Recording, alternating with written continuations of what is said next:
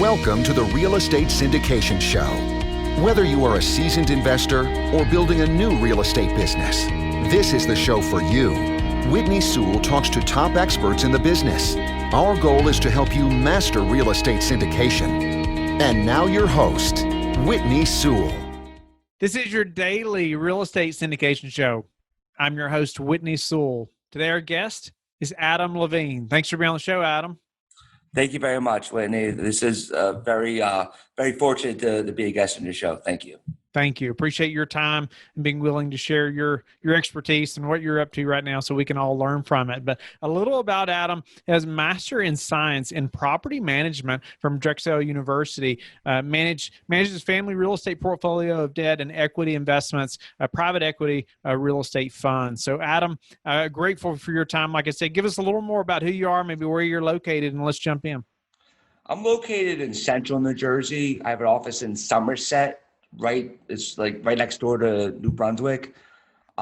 People that are not familiar with Central Jersey, I'm like 45 minutes from New York, so I'm a little bit south, and about an hour away from Philadelphia. So I'm central. So awesome. Well, give us a little background on your real estate right now. What your focus is. Great question. So a little background on myself. I grew up in a real estate family. My father's he's a retired dentist. He's done very well for himself, investing, buying, holding, built rentals, and that was more as an active investor. And recently, about 7-8 years ago, he decided he wanted to become more of a passive investor, and he relies on me to help him make the right decisions in passive investments. So what I wanted to do was I wanted to build relationships with the top sponsors. We're talking about sponsors that have the financial strength, that have the track record, that been around through multiple cycles, that it's not their first rodeo. They've been around. And I partnered up with Daniel Edry, who's he's like a mentor of mine. I've known him for about 5-6 years. He started out as a lender back in the 90s, a mezzanine and bridge lender. And he has a private equity firm, and he partnered up and created a new entity called TC Exotica Homes, where he partnered up with one of the largest real estate families in the nation. So what we're doing now is I created a co-investment vehicle where typically to invest directly with TC Exotica Homes, investors would have to invest a larger denomination, typically usually a few $100,000. I'm creating club deals where I'll invest as well, and investors could invest alongside Levine Capital with as little as $25,000. And on top of that, there's an educational platform as well that we have a mastermind where there's a lot of investors that are looking for education, and I'm willing to, and there's some other investors that I brought on board that will be part of the mastermind that will help with education. And the strategy is to do something similar to what Blackstone did. Blackstone Invitation Homes. The strategy is to buy thousands of single-family residential homes to rent and eventually open up a REIT. And the goal is to do this on an institutional level. And it's very, very interesting. Sounds like it. Sounds very interesting. Just a few questions though, about some of that. You talked about wanting to build relationships with some of the top sponsors. And I think, no matter what business you're in or whatever part of this business you're in, like your network is everything, right? Probably in almost any business. But building those relationships, how did you connect with those top sponsors, and what did that look like? How'd you do that? So LinkedIn. I mean, LinkedIn's a powerful tool. Daniel Edry, I tried working on a deal with them. It might have been like 5 years ago. I was trying to raise money on a deal, and I wanted to invite him as a limited partner on the deal, and the deal never happened. The deal just fell through, but we always kept in contact. And I kept like I followed his career, like I followed him, and I was like, this is the guy that I want to be connected with. He's very easy. He's not a blowhard. Like he's very easy to work with, and as you know, in this realm, you're not dealing with the best characters a lot of times. So to make a long story short, he invested with some developers my family invested with as a limited partner. And it's a small world, I found out. So, and then I realized he moved down to Philadelphia to create a new company called TC Exotica Homes. So I sent him an email, and shortly after we had a meeting. And basically the meeting was like, look, I'm looking for someone that I could, like a mentor like yourself, that I could learn from, because I know that as a lender yourself and as an equity investor, you have to vet sponsors, right? And what do you do to vet sponsors? And I want to understand what he does. And also then he told me more about his plan with TC Exotica Homes and how he partnered up with the Oliver family, and I fell in love with it. I was like, this is unbelievable. So you're telling me that you just partnered up with one of the largest real estate families sorry, that's my what's up. Let me get rid of that. Sorry about that. So he told me that he partnered up with one of the largest real estate families in the nation. And I looked them up, and I was blown away. I'm like, this is unbelievable. And I asked him, how'd you vet them? And he said, he told me everything that he told me all the steps that he does, and I looked them up. And if you look up who we're talking about, it's no joke. Wow. Yeah. Okay. So you used LinkedIn, and then you dug into that connection just to find out more about how they operate. Now, I mean, you found a mentor in that, and then and a business partner as well, sounds like. Yes. LinkedIn's a powerful tool. Yeah. You can find a lot of, there's a lot of good people in there. There's also a lot of bad people you got to watch out for. And that's something that I want, make a long story short, you run into some bad sponsors, you learn from that, and really what I wanted to do is I wanted to learn from someone like Daniel that this is what he does for his family. Of course. So you mentioned, like you were talking about, you created a co-investment vehicle, and you called it like club deals. What does that mean exactly? What are club deals, just so we can all understand? Okay. So very simple. Typically, to invest with a sponsor such as TC Exotica Homes, investors would have to write a larger check size. Right. Their typical minimums are $200,000, and they're eventually, when their deals become larger, they're going to raise it, right? So what I'm doing is I'm aggregating capital. I'm invested as well, and we're meeting those minimums, right? And then by meeting those minimums, I'm allowing co-investors to invest with myself with as little as $25,000. So instead of, let's say, investing $200,000, which that may be a large number for most people, you can start out with $25,000 through us, Living Capital. Okay, And, so go ahead. And then on top of that, we had the educational platform. There's something else that I added as well. Yeah, we'll get to that. But I wanted to ask you, is that a fund, or how is that structured so you can take in $25,000 per investor, and then put it together, put it in for larger sums, or the requirement to meet the 250 or 200? Great question. Right now, we're doing this deal by deal basis. So I'm not taking in many investors. So right now we're structuring it as joint ventures. The attorney is Greenberg Traurig, national law firm. They're drawing up the joint venture docs. And then what I do is I'll just create an LLC where we'll we'll be members of that LLC owner, and we'll have an operating agreement. So Sure. whatever pro rata, whatever you invest, you have a pro rata share of ownership through our operating agreement.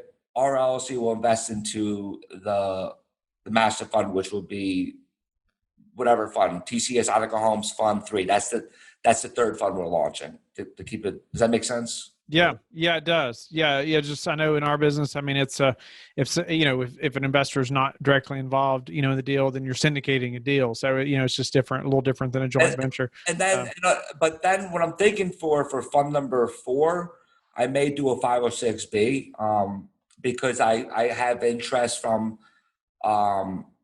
What's interesting is TCS has employees that want to invest with us, but a lot of them are not accredited. So what I'm thinking is, okay, well, I'll have an attorney. We'll draft up a private placement. We'll do everything the right way. We'll do a 506B. We'll take in 35 non-accrediteds, and then we could also invite accrediteds in there. So that's something else that I'm thinking about for Fund 4 and ongoing. And then once this grows large enough where there's enough deal flow coming, because the key is we don't want to just we don't want to create a fund that and then have capital just sitting there not doing anything. So we do a deal by deal. But once there's enough deal flow coming, I could create a fund that just constantly just to raise money to invest. But right now we don't have the deal flow coming. It doesn't make sense to do that right now. Sure. Tell me about the educational component that you created to help your investors in case, the listeners are thinking about doing something the same. A lot of them are working on raising capital and nurturing those investor relationships. And tell me about your thought process behind that and how you've done that. Yeah. So this is actually a really interesting story. So one of my, he's a friend of mine, a good friend of mine now, worked for Goldman Sachs for over 5 years as an analyst. Now he works for Prudential. He's a CPA, CFA, and he wanted to flip a house. And I told him, look, you have a 9-to-5 job, and flipping houses is not like what you see on TV. It's not fun and games going around with a sledgehammer. It's very stressful, and it's very, very risky if you're not doing it as a full-time job. So I said, hey, how about this? Why don't you invest with me and we can learn together? And what ended up happening was he invested with me on fund number 2. I opened up a whole new world to him. He like the knowledge that he has now, he would never receive this type of knowledge going to grad school. You wouldn't even get this type of knowledge.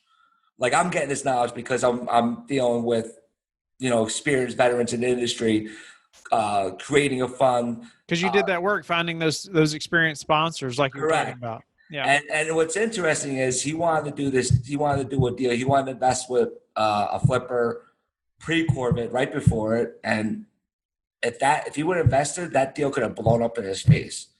What's interesting, what we're doing as a fund, fund number 2, we bought 15 properties, so our risk is diluted.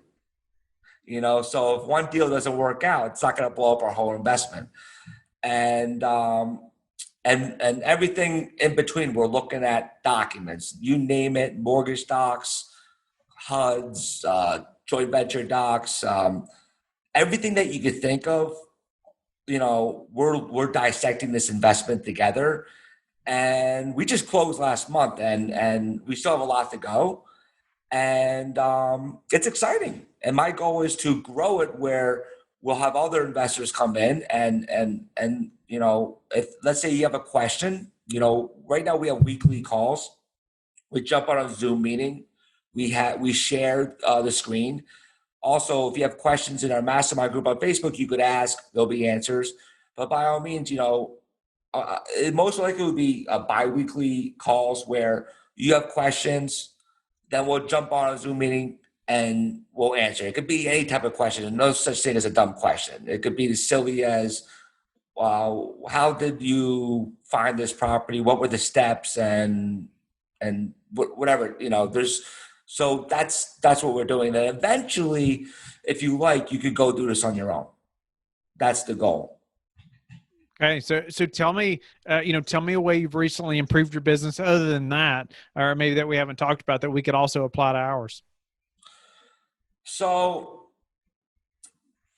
a way that I improved our business is number one, we're we're focused on workforce housing, which I feel, it's not just me. I've been reading about what a lot of institutional investors are focused on.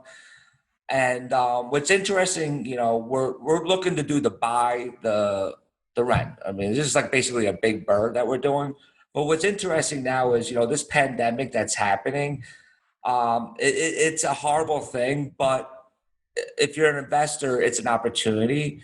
So right now, what's happening is that we're playing more offense. Where, for example, we're looking to buy a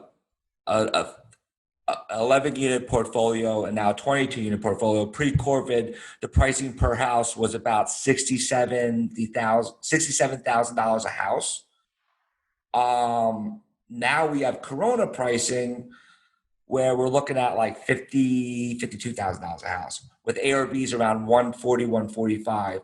So if you're waiting on the sidelines, look, there's opportunities out there. Don't sit, go hunting. And what we're looking at is workforce housing, more affordable, meaning if anything, yes, your short-term distress that we could buy cheaper, but the long-term fundamentals, we're looking very bullish because if anything, there's going to be more tenants to choose from. I mean, you're going to have tenants moving down from a Class A to a higher type of asset class, and they're going to move down to our product. And there was already a huge demand. If anything, there's going to be more of a demand. So we look at this as like a recession resilient type of investment. And I think this is where you want to be if you want to build up a rental portfolio. And another thing too is funds. I think a fund is a better way to dilute your risk, because when you people talk about single family homes, there's risk, blah, blah, blah. Well, when you're buying portfolios, 15, our next fund, we're looking to buy like 34, but the goal is to own thousands. Now it's similar to multifamily. Now you're dealing with operation efficiency similar to multifamily, and you have liquidity similar to multifamily. What's the number one thing that's contributed to your success? The number one thing is my relationships. I have a graduate degree, but really I like to surround myself with people that are smarter than me. I feel that, I like to be humble. I like to always listen. And, I'm glad I reached out to you, and I'm sure you have a lot of knowledge you could share, and just listen and learn.